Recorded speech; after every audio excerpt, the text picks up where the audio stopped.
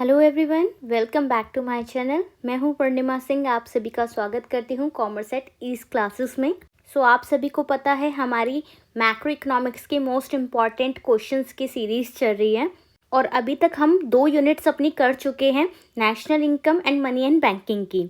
और आज है हमारी unit 3, determination of income and employment. तो सबसे ज़्यादा ज़रूरी बात ये है कि जो हमारी यूनिट 3 है, determination of income and employment, वो बहुत ज़्यादा इम्पॉर्टेंट यूनिट है आपकी मैक्रो इकोनॉमिक्स की, क्योंकि यूनिट 3 हमें देगी 12 मार्क्स। तो सबसे ज़्यादा वेटेज जो मैक्रो इकोनॉमिक्स की यूनिट की है वो यूनिट 3 की है, ठीक है। तो इसलिए ये यूनिट आपके लिए सबसे ज़्यादा इम्पॉर्टेंट है। तो इस यूनिट में हमारे बहुत सारे इंपॉर्टेंट क्वेश्चंस बनेंगे, लाइक एग्रीगेट डिमांड है, एग्रीगेट सप्लाई है, उसके कंपोनेंट्स हैं, short run equilibrium, MPC, APC, MPS, investment multiplier, inflationary gap, deflationary gap, excess demand, deficit demand. तो ये unit as compare to other units सबसे ज़्यादा वेटेज के साथ साथ सबसे लेंदी भी है, क्योंकि इसमें कई सारे चैप्टर्स इंक्लूड हैं। तो इस यूनिट के ज़्यादा बड़े होने की वजह से मैंने इसको 2 पार्ट्स में डिवाइड किया है। कुछ क्वेश्चन हम इसके आज कर लेंगे और कुछ क्वेश्चन हम नेक्स्ट क्लास में करेंगे। मोस्ट प्रोबेबली मैं आपको कल ही इसकी नेक्स्ट क्लास भी दे दूंगी, फिर आपकी यूनिट 3 भी कवर हो जाएगी, मोस्ट इंपॉर्टेंट क्वेश्चन सारे कवर हो जाएंगे। बट मैं नहीं चाहती कि एक साथ आपको सारा बर्डन दे दूं, इसलिए हम इसके कुछ क्वेश्चन आज करेंगे और कुछ क्वेश्चन हम इसके कल करेंगे और सारा determination of income and employment cover कर लेंगे और हमारे जो टोटल 12 मार्क्स हैं वो हम ईजिली अचीव करेंगे। क्लियर? तो वीडियो के एंड तक बने रहिएगा, यहाँ पर मैं आपको short question, long answer type question सब कवर कराऊंगी। क्लियर? और इनसे रिलेटेड एमसीक्यूज़ मैंने ऑलरेडी आपको करा रखे हैं। अगर अभी तक आपने मैक्रो इकोनॉमिक्स और इंडियन इकोनॉमिक्स के एमसीक्यूज़ नहीं कवर किए हैं तो आप चैनल पर जाकर वहाँ से अपनी एमसीक्यू सीरीज़ भी कंप्लीट कर सकते हैं। तो बिना देर करे चलते हैं हमारी यूनिट 3 के मोस्ट इंपॉर्टेंट क्वेश्चंस की तरफ। तो सबसे पहले आज हम समझेंगे इन्वेस्टमेंट मल्टीप्लायर। इन्वेस्टमेंट मल्टीप्लायर से कैसे क्वेश्चन आपके बनने वाले हैं इन्हें देखते हैं। तो सबसे पहले मैं आपको क्वेश्चन दिखा देती हूँ, देन मैं आपको इन्वेस्टमेंट मल्टीप्लायर समझाऊंगी, ठीक है। देखिए question, explain the working of the investment multiplier with the help of numerical example. आपको यहाँ समझाना है कि इन्वेस्टमेंट मल्टीप्लायर का काम क्या होता है, कैसे होता है, और इसको न्यूमेरिकल एग्जाम्पल के थ्रू समझाना है, ठीक है। तो उसके लिए सबसे ज़्यादा ज़रूरी है कि आपको पता हो कि इन्वेस्टमेंट मल्टीप्लायर क्या है, उसका फॉर्मूला क्या है, तब आप उसको अच्छे से क्लियर कर पाएंगे, ठीक है। तभी तो आप उसको अपने बोर्ड एग्जाम में अच्छे से लिख कर आएंगे। तो हम यहाँ पर पूरा इन्वेस्टमेंट मल्टीप्लायर भी समझेंगे जल्दी से और उनसे रिलेटेड जो भी टर्म्स हैं वो सभी समझेंगे। एक और क्वेश्चन देखते हैं इन्वेस्टमेंट मल्टीप्लायर का। देखिए, एक क्वेश्चन आपसे पूछा गया, explain how the multiplier is related with MPS and MPC. तो आपको एमपीएस और एमपीसी का रिलेशनशिप बताना है मल्टीप्लायर के साथ। तो मल्टीप्लायर क्या है वो जानना जरूरी है, उसी के साथ एमपीएस और एमपीसी का क्या रिलेशन है मल्टीप्लायर के साथ वो भी हम समझेंगे, ठीक है। और देखिए, ज़रूरी नहीं है कि क्वेश्चन इस तरह आपसे डायरेक्ट पूछा जाए। आपसे क्वेश्चन में इन्वेस्टमेंट मल्टीप्लायर क्या है सिर्फ ये पूछा जा सकता है, या आपसे रिलेशनशिप पूछा जा सकता है इन्वेस्टमेंट मल्टीप्लायर का और एमपीसी का, या फिर आपसे रिलेशनशिप पूछा जा सकता है इन्वेस्टमेंट मल्टीप्लायर और एमपीएस का, ओके। और यहाँ पर जैसे रिलेशनशिप आपका दोनों के साथ पूछ लिया गया है, एमपीसी और एमपीएस का। और आपसे क्वेश्चन में अगर दोनों के साथ रिलेशनशिप पूछा है या किसी एक के साथ पूछा है, उसके साथ पूछेंगे एक्सप्लेन विद न्यूमेरिकल एग्जाम्पल। तो आपको न्यूमेरिकल एग्जाम्पल के थ्रू भी उसे क्लियर करना होगा, ओके। और आपसे इस तरीके के शॉर्ट क्वेश्चन पूछे जा सकते हैं कि के की वैल्यू मिनिमम क्या है और मैक्सिमम वैल्यू क्या है, ठीक है। तो मिनिमम और मैक्सिमम वैल्यू आपको दोनों पता होनी चाहिए। तो ये शॉर्ट क्वेश्चन में पूछ सकते हैं आपसे कि के की मिनिमम वैल्यू क्या है और मैक्सिमम वैल्यू क्या है। क्लियर? तो देखा आपने इन्वेस्टमेंट मल्टीप्लायर से कितने सारे इंपॉर्टेंट क्वेश्चन बन रहे हैं आपके। तो इसलिए ये आपका बहुत ही ज़्यादा इंपॉर्टेंट टॉपिक है, इसको हम ब्रीफली करेंगे ताकि इससे कहीं से भी आपसे क्वेश्चन पूछ लिया जाए तो आपको सभी टाइप के क्वेश्चंस इसके टैकल करने इजीली आते हों। तो चलिए समझते हैं इसको। अब सबसे पहले समझते हैं इन्वेस्टमेंट मल्टीप्लायर होता क्या है। इन्वेस्टमेंट मल्टीप्लायर को हम डिनोट करते हैं के से। Investment multiplier defined as the rate of change in national income due to change in investment. तो ये है हमारा चेंज इन इनकम यानी चेंज इन वाई अपॉन में चेंज इन आई यानी चेंज इन इन्वेस्टमेंट। तो अगर आपसे डेफिनेशन पूछी जाए तो आप इजीली इसको मेंशन कर सकते हैं कि इन्वेस्टमेंट मल्टीप्लायर डिफाइन होता है as the rate of change in national income due to change in investment. तो नेशनल इनकम में चेंज आता है जस्ट बिकॉज ऑफ इन्वेस्टमेंट। जितना इन्वेस्टमेंट होगा उसके अकॉर्डिंग जो नेशनल इनकम है उसमें चेंज आएगा। तो वो हुआ हमारा मल्टीप्लायर। तो जब मल्टीप्लायर आप डिफाइन कर रहे हैं, डेफिनेशन उसकी दे रहे हैं, आफ्टर डेफिनेशन आपको ये फॉर्मूला लिखना है, क्योंकि जितने आप फॉर्मूले लिखेंगे, डायग्राम्स बनाएंगे इकोनॉमिक्स में, उसके मार्क्स आपको ज़्यादा मिलते हैं। तो इस तरीके से आपके क्वेश्चन के आंसर की प्रेजेंटेशन होनी चाहिए। क्लियर है? तो प्रेजेंटेशन अच्छी होगी, मार्क्स भी अच्छे मिलेंगे, और डेफिनेटली मैं आपको कहती हूँ कि आप 80 आउट ऑफ 80 स्कोर ईजिली कर पाएंगे अगर आपने मेरी बातों को फॉलो किया तो। ठीक है? क्योंकि प्रेजेंटेशन बहुत ज़्यादा इंपॉर्टेंट होती है, एक एग्जामिनर पे अच्छा इंप्रेशन पड़ता है अगर आप अपने आंसर की प्रेजेंटेशन को अच्छे तरीके से करते हैं। तो फिर आपको डेफिनेशन के बाद मल्टीप्लायर का फॉर्मूला लिखना है, change in national income upon में चेंज इन इन्वेस्टमेंट। कोई बड़ी बात नहीं है, जो डेफिनेशन है वही फॉर्मूला है आपका। फिर इसको शॉर्ट फॉर्म में लिखना है, K is equal to change in income upon में चेंज इन आय। अब आंसर को बड़ा करने के लिए आप इस तरीके से लिख सकते हैं कि के डिनोट्स इन्वेस्टमेंट मल्टीप्लायर। ठीक है, मैं शॉर्ट फॉर्म में लिख रही हूँ। Change in Y denotes national income and change in I denotes change in investment. Clear? तो इस तरीके से अगर आप लिखेंगे तो आपको अच्छे मार्क्स मिलेंगे और एग्जामिनर को समझ भी आएगा कि आपने ये सब लिखा क्या है। सो आई होप आपको इन्वेस्टमेंट मल्टीप्लायर क्या होता है और वो कैसे निकलता है ये समझ आ गया होगा। इसी के साथ मल्टीप्लायर के दो और फॉर्मूले हैं। ये तो बेसिक फार्मूला हुआ आपका कि नेशनल इनकम में जो चेंज आ रहा है और जो इन्वेस्टमेंट में चेंज आ रहा है उसकी वजह से हमारा मल्टीप्लायर डिफाइन होता है। साथ में जो दो फॉर्मूले हैं, K is equals to 1/1 minus MPC and K is equals to 1/MPS। ये है हमारे दो इन्वेस्टमेंट मल्टीप्लायर के फॉर्मूले। आगे चल के आपको बताऊंगी मैं MPC और MPS के साथ क्या रिलेशन है हमारे इन्वेस्टमेंट मल्टीप्लायर का। अभी के लिए बस ये याद रखना है, एक ये फार्मूला है और बाकी दो ये है, क्योंकि क्वेश्चन में अभी मैंने आपको दिखाया था जो इन्वेस्टमेंट मल्टीप्लायर है उसका रिलेशन MPC और MPS के साथ भी पूछा गया है, तो उससे भी हम समझेंगे अभी आगे। देखिए, अब एक क्वेश्चन देख लेते हैं। Explain the working of the investment multiplier with the help of numerical example. तो न्यूमेरिकल एग्जाम्पल के थ्रू आपको इन्वेस्टमेंट मल्टीप्लायर की वर्किंग को समझाना है। सबसे पहले डिफाइन करना है इन्वेस्टमेंट मल्टीप्लायर क्या है। Investment multiplier refer to increase in national income as multiple of a given increase in investment, its value is determined by MPC। तो यहाँ बता रहे हैं कि वैल्यू डिटरमाइन होती है MPC के साथ।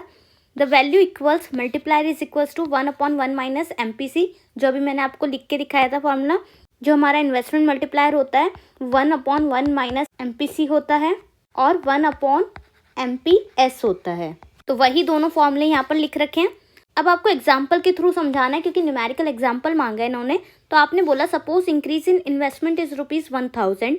आपने इन्वेस्टमेंट में जो इंक्रीज हो रहा है वो 1000 बता दिया और MPC 0.8 बता दिया। The increase in national income is in the following sequence. क्योंकि आपसे वर्किंग पूछी है इसलिए आप ये वाले फॉर्मूले यूज़ कर रहे हैं। ठीक है, बेसिक फॉर्मूला यूज़ नहीं कर रहे हैं उसका। तो आप रिलेशन MPC के साथ बता रहे हैं इसका। Increase in national income in following sequence. तो सीक्वेंस बताएंगे हम किस तरीके से नेशनल इनकम इंक्रीज होगी अगर इंक्रीज हो रही है इन्वेस्टमेंट। तो इसका पर्टिकुलर टेबल भी बनाते हैं लोग, बट मैंने आपको टेबल के थ्रू नहीं समझाया, मैं आपको डायरेक्ट इसको पॉइंट वाइज समझा रही हूँ। वो आपके लिए इजी रहेगा, क्योंकि टेबल देख के काफ़ी सारे बच्चे जो होते हैं वो घूम जाते हैं, फिर वो ऐसे क्वेश्चन स्किप कर देते हैं। बट हमें स्किप नहीं करना है, क्योंकि ये यूनिट आपको देगी 12 मार्क्स, तो स्किप बिल्कुल भी नहीं करेंगे। तो फर्स्ट देखिए, increase in investment raises income of those who supply investment goods by ₹1000। This is the first round increase. तो पहला राउंड जो इंक्रीज का होगा वो क्या होगा, जब इंक्रीज इन इन्वेस्टमेंट की वजह से इनकम रेज होगी उनकी जो कि सप्लाई कर रहे हैं इन्वेस्टमेंट गुड्स ₹1000 के। ठीक है। Second, MPC is equals to 0.8। The income earners spend 800 on consumption. तो MPC जब 0.8 है तो इनकम अर्नर्स स्पेंड कर रहे हैं 800 किस पे, कंजप्शन पे। This raises the income of the suppliers of consumption goods by ₹800। तो ये सेकेंड राउंड हुआ इंक्रीज का। In the similar way the third round increase ₹640। 800 into 0.8 करेंगे हम, यानी जो MPC है और जो कंजप्शन गुड का अमाउंट है हमारा उसको मल्टीप्लाई करेंगे तो हमारा 640 हमारा थर्ड राउंड इंक्रीज आ जाएगा। In this way national income goes on increasing round, तो इस अकॉर्डिंग नेशनल इनकम बढ़ती जाएगी। तो टोटल इंक्रीज 5000 का हो रहा है। देखिए change in income is equals to change in I into में 1/1 माइनस MPC। देखिए चेंज इन इनकम हमें निकालना है और चेंज इन इन्वेस्टमेंट हमारा 1000 दे रखा है, इनटू में 1/1 माइनस MPC कितना दे रखा है 0.8। तो आप इसे सॉल्व करेंगे तो आपका आंसर आ जाएगा ₹5000, जो कि होगा हमारा चेंज इन इनकम। तो टोटल इंक्रीज जो इनकम में होगा वो हमारा 5000 का होगा। क्लियर है? अगर अभी भी आपको ये क्लियर नहीं है तो अभी आगे हम इसको अच्छे से समझेंगे MPC MPS को, तो आपको क्लियर हो जाएगा कि किस तरीके से इन्वेस्टमेंट मल्टीप्लायर अपनी वर्किंग करता है। ठीक है, फिर आप इजीली न्यूमेरिकल एग्जांपल को समझ पाएंगे। बाकी एक बार आप इसे पढ़ के देखिएगा, आपको खुद समझ आ जाएगा किस तरीके से स्टेप इसके चलेंगे और किस तरीके से नेशनल इनकम हमारी जो है वो इंक्रीज होगी। ठीक है, सो आई होप जितना मैंने समझाया अभी तक आपको समझ आया होगा। आगे चलते हैं हम, क्योंकि इन्वेस्टमेंट मल्टीप्लायर से और भी बहुत सारे क्वेश्चन बन रहे हैं आपके, तो वो सब हम आज समझ कर जाएंगे। वीडियो के एंड तक देखिएगा, मैं आपको सारा जो भी MPC MPS उन सब का रिलेशन और मॉनेटरी पॉलिसी फिस्कल पॉलिसी के थ्रू किस तरीके से इन्फ्लेशनरी गैप डिफ्लेशनरी गैप को हम करेक्ट करते हैं, वो सब भी आज की क्लास में ही हम समझने वाले हैं। तो मोस्ट इंपॉर्टेंट क्वेश्चन है, ध्यान से समझिएगा सभी क्वेश्चंस को। अब देखिए relationship between multiplier and MPC। अब मैंने आपको कहा था कि रिलेशन आपका मल्टीप्लायर का MPC और MPS दोनों के साथ भी पूछ सकते हैं या किसी एक के साथ पूछ सकते हैं। तो अभी हम MPC के साथ इसका रिलेशन को समझते हैं। There is direct relationship between multiplier and MPC। तो MPC क्या होता है हमारा? MPC होता है marginal propensity to consume, which is change in consumption upon में चेंज इन इनकम। ठीक है, ये हमारा MPC होता है। जितना चेंज हमारा कंजप्शन में आ रहा है और जितना चेंज हमारा इनकम में आ रहा है वो हमारा मार्जिनल प्रोपेंसिटी टू कंज्यूम होता है। अगर इनकम इंक्रीज होगी हमारी तभी तो हमारा कंजप्शन इंक्रीज होगा, तो ये हमारा एक कंजप्शन की प्रोपेंसिटी बताता है। तो ये तो बात हुई MPC की। बट मल्टीप्लायर के साथ क्या रिलेशन है MPC का? तो मल्टीप्लायर के साथ MPC का डायरेक्ट रिलेशनशिप है। क्वेश्चन पूछा जाए कि MPC और मल्टीप्लायर का क्या रिलेशन है, तो आप बताएंगे डायरेक्ट रिलेशनशिप है मार्जिनल प्रोपेंसिटी टू कंज्यूम के साथ मल्टीप्लायर का। Higher the MPC higher will be multiplier. तो अगर MPC इंक्रीज होगा आपका तो आपका मल्टीप्लायर भी इंक्रीज होगा। Okay, higher MPC means higher consumption. जितना ज़्यादा MPC होगा यानी उतना ज़्यादा कंजप्शन होगा, क्योंकि MPC बताता क्या है? MPC बताता है मार्जिनल प्रोपेंसिटी टू कंज्यूम, कि हम कितना कंजप्शन कर रहे हैं, उसकी प्रोपेंसिटी क्या है। ठीक है, तो जितना ज़्यादा MPC होगा उतना ज़्यादा कंजप्शन होगा। Which induces producers to produce more resulting in increase in income. तो जब हायर MPC है उसकी वजह से हायर कंजप्शन हो रहा है, तो प्रोड्यूसर को ज़्यादा प्रोडक्शन करना पड़ेगा, क्योंकि लोगों की डिमांड बढ़ रही है, ज़्यादा कंजप्शन कर रहे हैं, तो प्रोड्यूसर ज़्यादा प्रोड्यूस भी तो करेगा। तो इस वजह से प्रोडक्शन बढ़ेगा तो इनकम अपने आप ही इंक्रीज हो जाएगी। जब कोई फर्म ज़्यादा प्रोडक्शन करेगा तो इनकम तो उसकी इंक्रीज होगी ना। ठीक है, तो आई होप समझ आया होगा MPC आपको प्रॉपरली। देखिए ये दोनों फॉर्मूले मैंने आपको करवा रखे हैं मल्टीप्लायर के। 1/1 minus MPC is equals to 1/MPS। तो देखिए MPC plus MPS is equals to 1। जब MPC और MPS को ऐड करोगे तो वो 1 के इक्वल होगा। तो अब देखिए यहाँ पर MPS जो है वो हमारा यहीं रह गया, इज इक्वल्स टू 1। ये MPC जो था वो यहाँ माइनस हो गया। ठीक है, तो 1 माइनस MPC किसके इक्वल हुआ? MPS के। तो इसलिए यहाँ पर 1/MPS आया है, क्योंकि जो हमारा 1 माइनस MPC है वो इक्वल होता है MPS के। इस फॉर्मूले के थ्रू आपको समझ आ गया होगा। तो इसलिए हमारे जो मल्टीप्लायर है उसके ये दोनों ही फॉर्मूले हैं। MPS जो है वो मार्जिनल प्रोपेंसिटी टू सेव है और MPC जो है वो मार्जिनल प्रोपेंसिटी टू कंज्यूम है। इनसे रिलेटेड आपके न्यूमेरिकल्स भी आएंगे, मैं आपको एक न्यूमेरिकल भी करा दूंगी आज की क्लास में ही। तो हमारा पूरा इन्वेस्टमेंट मल्टीप्लायर यहाँ पर कवर हो जाएगा, क्योंकि सिर्फ इन्वेस्टमेंट मल्टीप्लायर से ही आपके शॉर्ट लॉन्ग MCQ क्वेश्चन पूछे जा सकते हैं। ठीक है, so K is equals to 1/MPS। Clear हो गया 1/MPS क्यों होगा? ये तो बात हुई हमारी मल्टीप्लायर और MPC की। तो MPC का फॉर्मूला भी बता दिया आपने और डायरेक्ट रिलेशन है ये भी बता दिया। और MPC इंक्रीज होगा तो मल्टीप्लायर भी इंक्रीज होगा। और MPC इंक्रीज हो रहा है क्योंकि कंजप्शन इंक्रीज हो रहा है, कंजप्शन इंक्रीज हो रहा है तो प्रोडक्शन इंक्रीज हो रहा है, प्रोडक्शन इंक्रीज हो रहा है तो इनकम भी इंक्रीज हो रही है। ठीक है, तो ये अच्छे से समझ आ गए होंगे, फॉर्मूले भी समझ आ गए होंगे। आगे चलते हैं। अब यहाँ पर कुछ इंपॉर्टेंट पॉइंट्स हैं जिससे आपके शॉर्ट क्वेश्चन बन सकते हैं। इन्वेस्टमेंट मल्टीप्लायर, एमपीसी और एमपीएस, इन तीनों से रिलेटेड। ठीक है, देखिए आपसे क्वेश्चन पूछा जा सकता है minimum value of investment multiplier.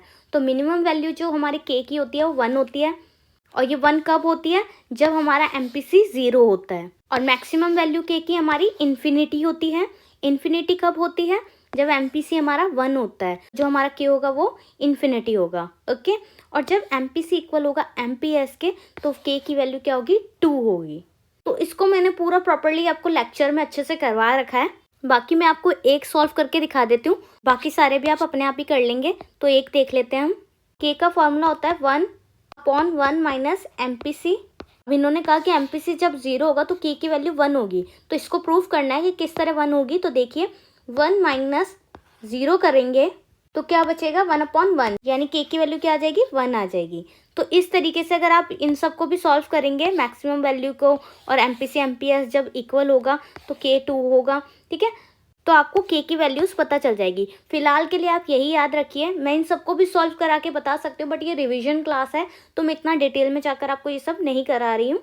हम मैराथन वाली स्टडी कर रहे हैं कि जल्दी जल्दी से सब कवर हो जाए। ठीक है, जो भी मोस्ट इंपॉर्टेंट क्वेश्चन आने वाले हैं उन सबको पहले ही हम प्रिपेयर कर लें। बस आपको इतना याद रखना है कि जो मिनिमम वैल्यू है के की वो 1 है, मैक्सिमम वैल्यू इन्फिनिटी तक हो सकती है के की वैल्यू, और जब एमपीसी और एमपीएस दोनों इक्वल होंगे तो के की वैल्यू 2 होगी। क्लियर, आगे चलते हैं। ये लास्ट क्वेश्चन है हमारा इन्वेस्टमेंट मल्टीप्लायर का, उसके बाद एक न्यूमेरिकल कर लेंगे, हमारा इन्वेस्टमेंट मल्टीप्लायर पूरा कंप्लीट हो जाएगा। तो हमें इधर बताना है मल्टीप्लायर का रिलेशन एमपीएस और एमपीसी के साथ। क्वेश्चन कैसे भी आ सकता है, मैं बार बार रिपीट कर रही हूँ, क्वेश्चन आपको एज इट इज़ एग्जाम में देखने को नहीं मिलेगा।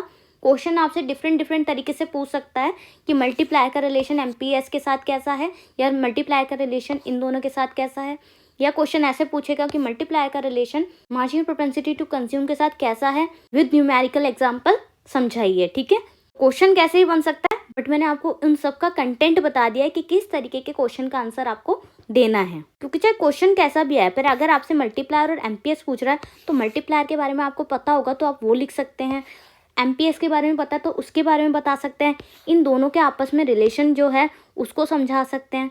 क्लियर है, इस तरीके से जब आप आंसर लिखोगे तो ध्यान देना है कि हमने क्या क्या कॉन्सेप्ट पढ़े थे, उन सबको ही आपको अप्लाई करके आना है वहाँ पर। तो देखिए जल्दी से देख लेते हैं relationship between multiplier and MPS. तो पहले एमपीएस का रिलेशन देखते हैं। मैंने आपको बताया है इसका फॉर्मूला k = 1/MPS। अब इसका रिलेशन देखिए, तो the value of multiplier varies inversely with the value of MPS. तो एमपीएस के साथ इसका इन्वर्स रिलेशन रहता है, एमपीसी के साथ इसका रिलेशन पॉजिटिव रहता है।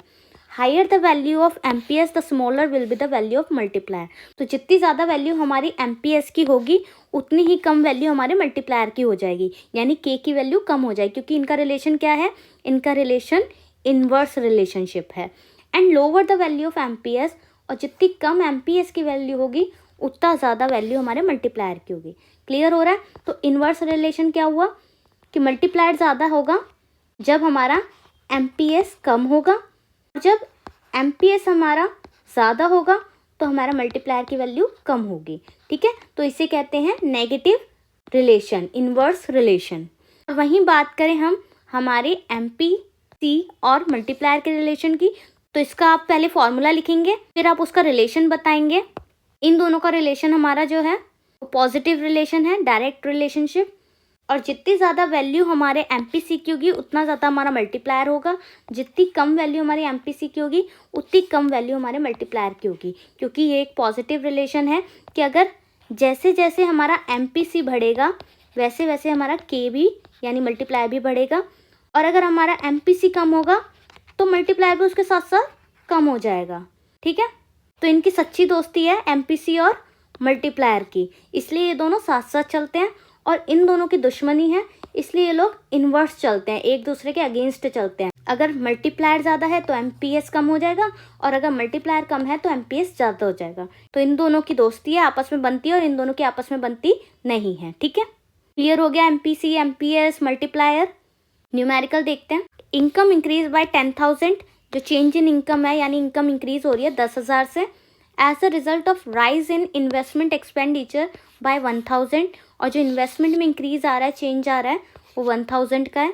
फाइंड करना है में इन्वेस्टमेंट मल्टीप्लायर और एमपीसी। तो ऐसा क्वेश्चन बन सकता है आपका कि आपको चेंज इन इनकम बता दिया या चेंज इन इन्वेस्टमेंट बता दिया, अब आपको इन्वेस्टमेंट मल्टीप्लायर निकालना है या एमपीसी या एमपीएस निकालना है। तो सबसे पहले इन्वेस्टमेंट मल्टीप्लायर निकालते हैं।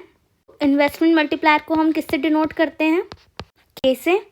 अब यहाँ पर आपको चेंज इन वाई और चेंज इन आई दोनों दे रखा है, तो आप बेसिक फार्मूला लगाएंगे जो कि हमारा चेंज इन वाई अपॉन में चेंज इन आई। तो चेंज इन इनकम हमें कितना दे रखा है? 10,000, ठीक है, और इन्वेस्टमेंट 1,000। तो के की वैल्यू क्या आ गई हमारी? 10। क्लियर है? ये निकाल लिया हमने इन्वेस्टमेंट मल्टीप्लायर। अब नेक्स्ट है आपका एमपीसी निकालना है आपको। तो एमपीसी निकालने के लिए क्या करेंगे? आप अगेन फॉर्मूला लगाएंगे K is equals to 1/1 minus MPC. MPC आपको पता नहीं है, एमपीसी आपको निकालना है। के की वैल्यू आप निकाल चुके हैं 10, तो आप के की वैल्यू पुट करेंगे 10 is equals to 1/1 minus MPC. तो अब इसे सॉल्व करेंगे तो 1 माइनस एमपीसी को हम यहाँ ले आएंगे, यहाँ इक्वल हो जाएगा 1/10। अब इसे सॉल्व करेंगे तो 1 minus MPC is equals to 0.1। तो 1 यहीं रह जाएगा, यहाँ 0.1 यहाँ जाके माइनस हो जाएगा is equals to MPC. MPC यहाँ जाके पॉजिटिव हो जाएगा क्योंकि यहाँ पर माइनस में था, तो जगह कम है तो मैं राइट साइड में लिख रही हूँ। 1 माइनस 0.1 करेंगे तो कितना आंसर आएगा आपका? 0.9। तो एमपीसी कितना हो गया हमारा? 0.9। क्लियर? तो किस तरीके से हमने के की वैल्यू निकाली, किस तरीके से एमपीसी की निकाली, समझ आया? इस तरीके के क्वेश्चन आपसे पूछे जा सकते हैं। आपको चेंज इन इनकम या चेंज इन इन्वेस्टमेंट या फिर एमपीसी की वैल्यू या एमपीएस की वैल्यू कुछ भी दे सकते हैं। अगर आपको ये फॉर्मूले पता है तो आप इजीली के की वैल्यू, एमपीसी की वैल्यू या एमपीएस की वैल्यू निकाल सकते हैं। और एक और फॉर्मूला कौन सा हमारा? 1/MPS, ठीक है। तो ये तीनों अगर आपको पता होंगे तो आप आराम से ये सारे जो इन्वेस्टमेंट मल्टीप्लायर से रिलेटेड क्वेश्चन हैं वो इजीली कर पाएंगे, ठीक है। तो फाइनली हमने इन्वेस्टमेंट मल्टीप्लायर से रिलेटेड सारे क्वेश्चन कर लिए हैं, जहाँ पर हमने मल्टीप्लायर क्या है ये समझा, एमपीएस एमपीसी के साथ उनके रिलेशन क्या है वो समझे, सारे फॉर्मूले कवर किए, न्यूमेरिकल कवर किया, और कैसे कैसे शॉर्ट क्वेश्चन लॉन्ग क्वेश्चन पूछे जाएंगे वो सब यहाँ पर डिस्कस कर लिया है। तो ये तो बात हुई इन्वेस्टमेंट मल्टीप्लायर की। अब चलते हैं monetary policy and fiscal policy में किस तरीके से इन्फ्लेशनरी और डिफ्लेशनरी गैप को हम करेक्ट कर सकते हैं। तो ये है मॉनेटरी पॉलिसी और फिस्कल पॉलिसी की definition. Monetary policy refer to credit control measure adopted the central bank of a country. Monetary policy को अडॉप्ट करता है हमारा सेंट्रल बैंक, और ये करेक्ट करता है एक्सेस एंड डेफिसिट डिमांड को इकोनॉमी की। Excess demand and deficit demand की वजह से इन्फ्लेशनरी गैप और डिफ्लेशनरी गैप आता है, ठीक है। जब एक्सेस डिमांड होती है तो inflationary gap and deficit demand होती है तो डिफ्लेशनरी गैप। क्लियर है?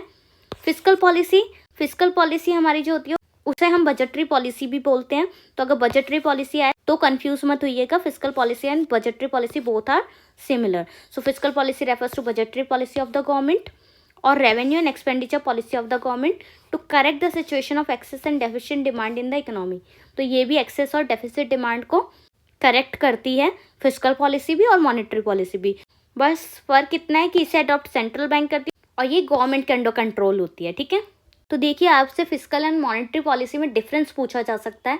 जो सा भी बेस्ट आपके पास डिफरेंस हो, चाहे आपकी टेक्स्ट बुक में हो, चाहे आपके इंस्टीट्यूट्स में कराया हो, या आपके जो भी सेल्फ नोट्स हैं उससे आप अच्छे से करके जाइए।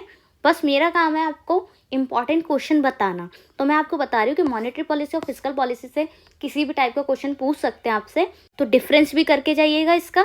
और जो भी हमारा डेफिसिट डिमांड है, एक्सेस डिमांड है, उसको किस तरीके से करेक्ट करते हैं, उससे रिलेटेड क्वेश्चन आपका पक्का आएगा, तो इसलिए करके जाइएगा। तो देखिए change in government spending and tax rate. Fiscal policy में दो कंपोनेंट्स होते हैं हमारे, government spending and tax rates. तो जब भी गवर्नमेंट स्पेंड में कोई भी चेंज आता है, टैक्स रेट में चेंज आता है, वो फिस्कल पॉलिसी की वजह से होता है। और मॉनेटरी पॉलिसी में चेंज इन interest rate, money supply. Interest rates जो होती है हमारी, bank rate, repo rate, CRR, ये सब में चेंजेस होते हैं, फ्लक्चुएशंस होती हैं। इन्फ्लेशन होगी तब क्या करेंगे हम, किस तरीके से करेक्ट करेंगे, थ्रू मॉनेटरी पॉलिसी। या डिफ्लेशन होगी तब कैसे हम करेक्ट करेंगे, ठीक है। मनी सप्लाई कब इंक्रीज करेंगे, कब डिक्रीज करेंगे, ये सब हमारी मॉनेटरी पॉलिसी के थ्रू होता है। तो वो सारे जो इंस्ट्रूमेंट्स होते हैं हमारे, इंटरेस्ट रेट, मनी सप्लाई के रेट्स, उन सबको हम मॉनेटरी पॉलिसी के थ्रू कंट्रोल करते हैं। अभी ये सब समझ नहीं आ रहा होगा मैं क्या बोल रही हूँ, बट अभी समझ आएगा क्योंकि मैं आगे ये सब आपको समझाने वाली हूँ। तो ध्यान रखिएगा, फिस्कल पॉलिसी सेट होती है गवर्नमेंट के द्वारा, मॉनेटरी पॉलिसी सेंट्रल बैंक के थ्रू। ठीक है, इसमें कोई स्पेसिफिक टारगेट नहीं होता, इसमें टारगेट होता है इन्फ्लेशन का मॉनेटरी पॉलिसी में। फिस्कल पॉलिसी में गवर्नमेंट बजट वगैरह, बोरिंग्स वगैरह पे साइड इफेक्ट आता है, और मॉनेटरी पॉलिसी की वजह से एक्सचेंज रेट और हाउसिंग मार्केट पे इफेक्ट आता है। इसमें पॉलिटिकल डायमेंशन बहुत मैटर करता है, टैक्स रेट में कैसी फ्लक्चुएशंस होगी, कब अप कब डाउन होगा, उसमें कुछ पॉलिटिकल डायमेंशंस होते हैं, इतना डीप नहीं जाएंगे। तो जो मॉनेटरी पॉलिसी होती है वो इंडिपेंडेंट होती है हमारे पॉलिटिकल प्रोसेस से। Clear guys? कोई भी क्वेरी हो आपकी, कोई भी प्रॉब्लम हो तो प्लीज़ कमेंट कीजिएगा, ताकि मैं उसे कंसिडर कर सकूं, आपकी क्वेरीज को, आपकी प्रॉब्लम्स को सॉल्व कर सकूं। ठीक है, तो देखिए, मॉनेटरी पॉलिसी, फिस्कल पॉलिसी क्या है वो समझा हमने, उसमें डिफरेंस क्या है ये समझा। अब ये कुछ कंपोनेंट्स हैं जिस पे पूरा आपका जो हमारा डिफ्लेशनरी और इन्फ्लेशनरी गैप है, एक्सेस डिमांड, डेफिसिट डिमांड, वो पूरा डिपेंड करता है हमारे मॉनेटरी पॉलिसी, फिस्कल पॉलिसी के इन कंपोनेंट्स पे। तो ये कंपोनेंट्स में फ्लक्चुएशंस होती हैं, तब जाके हम फिस्कल पॉलिसी और मॉनेटरी पॉलिसी के थ्रू इन्फ्लेशनरी और डिफ्लेशनरी गैप को करेक्ट कर पाते हैं। तो सारा खेल किनका है? इन इंटरेस्ट रेट्स का, मनी सप्लाईज का, और गवर्नमेंट एक्सपेंडिचर टैक्सेस का, जो कि फिस्कल पॉलिसी के 2 कंपोनेंट है। ठीक है, ये 8 कंपोनेंट हमारे मॉनेटरी पॉलिसी के हैं, ये सब मैंने आपको अच्छे से करा रखे हैं, और ये 2 कंपोनेंट हमारे फिस्कल पॉलिसी के हैं। तो ये याद रखिएगा। और सबसे इम्पॉर्टेंट बात, इनमें से आपके क्वेश्चन बन सकते हैं, बैंक रेट क्या है, SLR क्या है, कैश रिजर्व रेशियो क्या है। मैंने मनी एंड बैंकिंग के चैप्टर में आपको कैश रिजर्व रेशियो क्या है ये सब समझाया है अच्छे से, क्योंकि ये इंपॉर्टेंट है। और क्वेश्चन आपका बन सकता है, मैं दिखाती हूँ कैसा क्वेश्चन बनेगा आपका मॉनेटरी पॉलिसी और फिस्कल पॉलिसी के। देखिए, difference between inflationary gap and deflationary gap. Inflationary gap में क्या डिफरेंस है और डिफ्लेशनरी गैप में क्या डिफरेंस है, ये बताना है आपको। State 2 measure by which this can be corrected. तो कोई 2 मेजर बताने जिसके थ्रू आप इसे करेक्ट कर सकते हैं। तो 2 मेजर यहाँ पर मैंने बताए हैं, मार्जिन रिक्वायरमेंट और ओपन मार्केट ऑपरेशन, यानी कि हमारे जो मॉनेटरी पॉलिसी के मेजर्स हैं वो बताए हैं मैंने यहाँ पर, मार्जिन रिक्वायरमेंट और ओपन मार्केट ऑपरेशन। तो आप कोई से भी मॉनेटरी पॉलिसी के 2 मेजर्स बता सकते हैं जिसके थ्रू इन्फ्लेशनरी गैप और डिफ्लेशनरी गैप को करेक्ट कर सकते हैं। आप फिस्कल पॉलिसी के मेजर्स बता सकते हैं। अगर क्वेश्चन आए कि explain 2 measures of fiscal policy through which we can be corrected inflationary gap and deflationary gap, तो क्वेश्चन कैसे भी बन सकता है। तो देखिए, मार्जिन रिक्वायरमेंट और ओपन मार्केट बताया हमने, और अभी हम कौन कौन से मेजर्स पढ़ रहे थे मॉनेटरी पॉलिसी के। देखिए, margin requirement and open market operation, in 2 के थ्रू हमने अभी करेक्ट करके बताया है हमारे इन्फ्लेशनरी और डिफ्लेशनरी गैप को। हम चाहते तो इनमें से भी कोई भी मेजर ले सकते थे जिसके थ्रू हम करेक्ट कर सके इन्फ्लेशनरी और डिफ्लेशनरी गैप को। और हो सकता है क्वेश्चन में आपसे डायरेक्ट पूछ ले, बैंक रेट और रिवर्स रेपो रेट के थ्रू बताइए कि किस तरीके से आप डिफ्लेशनरी और इन्फ्लेशनरी गैप को करेक्ट कर सकते हैं।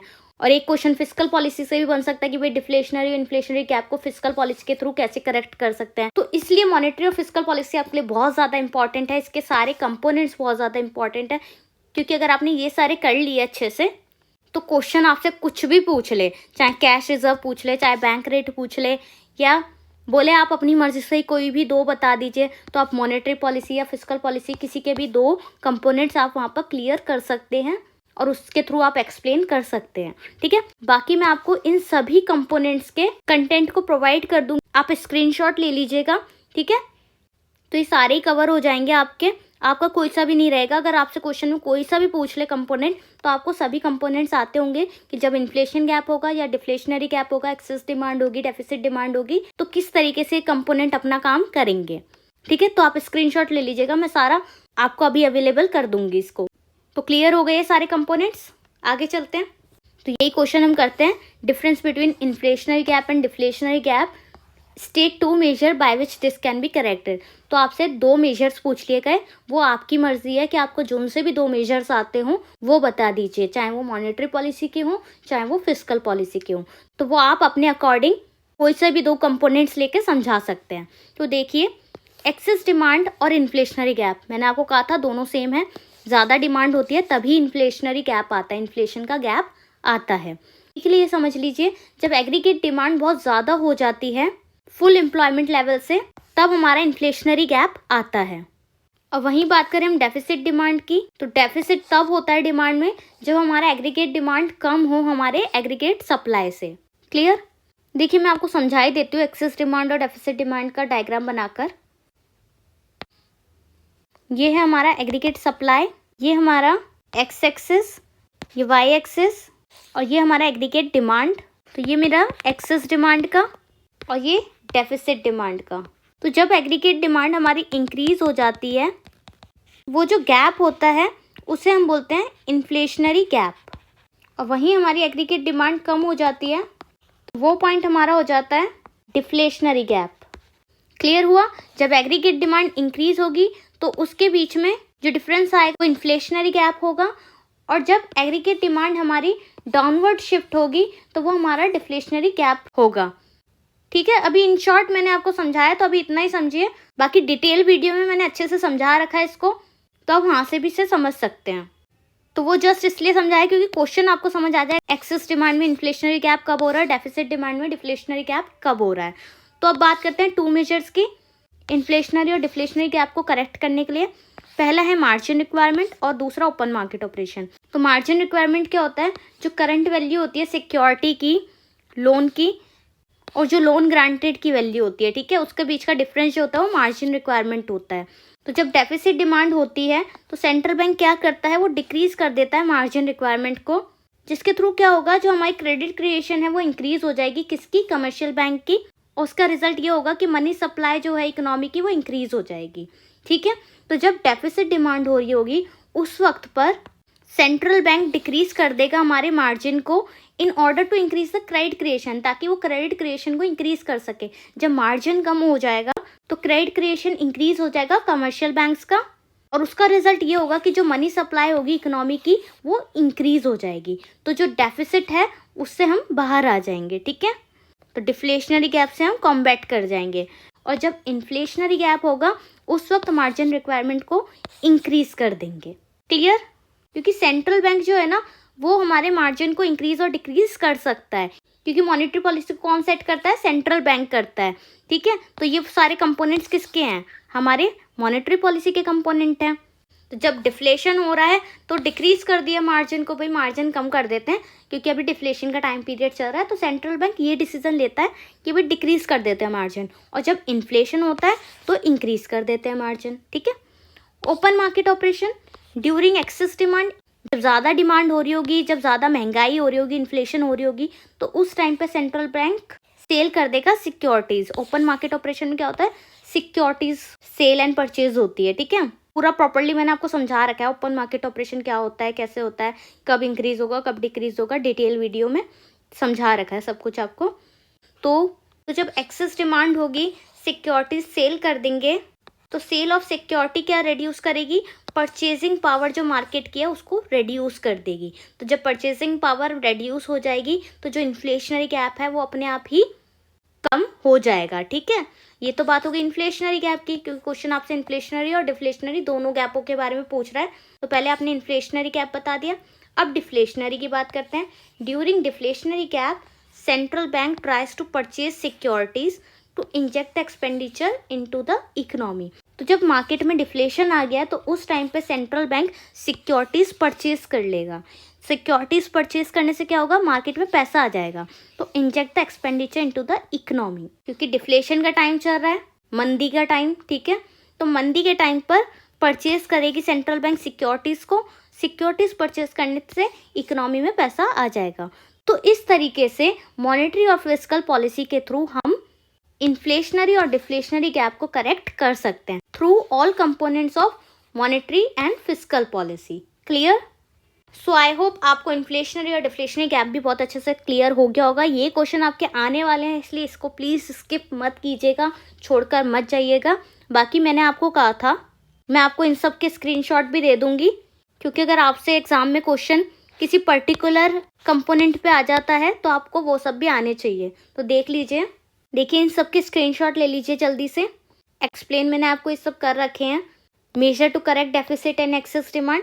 पहले फिस्कल पॉलिसी के दो कंपोनेंट्स हमने पढ़े, गवर्नमेंट एक्सपेंडिचर और टैक्सेस। तो एक्सेस डिमांड पे गवर्नमेंट एक्सपेंडिचर को रिड्यूस करेंगे, डेफिसिट डिमांड में गवर्नमेंट एक्सपेंडिचर को इंक्रीज कर देंगे। वहीं टैक्सेस की बात करें, जब एक्सेस डिमांड होगी यानी कि इन्फ्लेशनरी गैप होगा तो इंक्रीज कर देंगे टैक्स बर्डन को, टैक्स बढ़ा देंगे, तो एक्सेस डिमांड कंट्रोल में आ जाएगी, और डेफिसिट डिमांड होगी, कम डिमांड हो रही होगी, तो उस वक्त टैक्सेस के बर्डन को कम कर देंगे। ठीक है, तो ये कंपोनेंट हुए फिस्कल पॉलिसी के, स्क्रीनशॉट ले लीजिए। आगे चलते हैं। ये measure to correct deficit and excess demand component of monetary policy. Monetary policy के 8 कंपोनेंट्स थे। तो ये bank rate, repo rate first component है हमारा। एक्सेस डिमांड, डेफिसिट डिमांड पढ़ लीजिएगा, स्क्रीनशॉट ले लीजिए आप। तो अगर एग्जाम में इन्फ्लेशनरी डिफ्लेशनरी गैप में आपसे कोई सा भी कंपोनेंट पूछ ले मॉनेटरी पॉलिसी का, आपको वो सभी आते होंगे, क्योंकि मैंने आपको उसका सारा कंक्लूजन यहाँ पर दे दिया है। आप इस तरीके से उसको प्रेजेंट कर सकते हैं थ्रू प्रॉपर डेफिनेशन। स्क्रीनशॉट ले लिया आप सभी ने। आगे चलते हैं। RRR, reverse repo rate, access demand, deficit demand, open market operation, ये तो हमने कर ही लिया। Access demand, deficit demand, excess demand होती है तो सेंट्रल बैंक सेल करता है सिक्योरिटीज़ को, और डेफिसिट डिमांड होती है तो क्या करते हैं, बाय कर लेते हैं सिक्योरिटीज़ को। कौन करता है, सेंट्रल बैंक, क्योंकि मॉनेटरी पॉलिसी को कौन संभालता है, सेंट्रल बैंक। फिस्कल पॉलिसी को कौन संभालता है, गवर्नमेंट। याद रखिएगा इन चीज़ों को। सीआरआर क्या है हमारा, कैश रिजर्व रेशियो। एसएलआर क्या है, statutory liquidity ratio. Excess demand में इंक्रीज करेंगे सीआरआर, डेफिसिट डिमांड में डिक्रीज करेंगे, लोअर टू करेक्ट। ओके, और एसएलआर इंक्रीज करेंगे एक्सेस डिमांड में और lower to correct in deficit demand. Last 3 measurement of monetary policy, margin requirement, credit rationing and moral suasion. इन सभी का भी स्क्रीनशॉट ले लीजिए। तो इसी के साथ मैंने आपको सारे हमारे मॉनेटरी पॉलिसी, फिस्कल पॉलिसी के मेजरमेंट का स्क्रीनशॉट दे दिया है, तो वो सब आप अच्छे से कर लीजिएगा।